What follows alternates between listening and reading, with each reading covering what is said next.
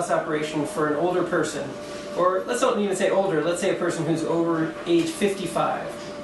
This question has been put to many of us in bariatric surgery, and while the data are fairly complex and the studies are wide-ranging, I do think we can draw some important conclusions.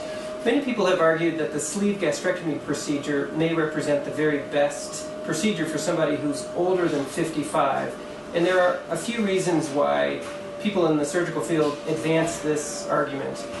One of them is that the procedure is less complex. It's less complex than the gastric bypass surgery. There's no cutting and rearranging of the intestine. There's only the procedure focused on the stomach itself.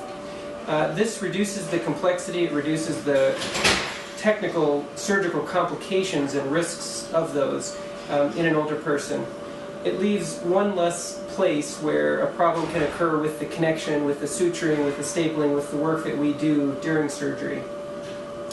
It's also a procedure that involves less malabsorption, so less of this reduction of the absorption of calories and nutrients that we take in when we eat and drink. And because of that, we don't have an older person becoming vitamin deficient.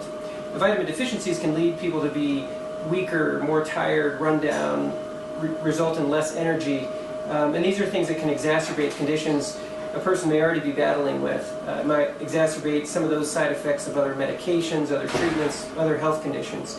So for those reasons, minimizing the malabsorption, reducing the complexity of the procedure, this has led many people away from gastric bypass operation to the sleeve gastrectomy procedure. On the other hand, the gastric sleeve procedure, or sleeve gastrectomy with a laparoscopic operation, is a minimally invasive operation. It's done with 5 small local incisions, and it's nearly an outpatient procedure, maybe an overnight short stay in the hospital. But it does have the hard-hitting impact, the more rapid weight loss that is associated with gastric bypass.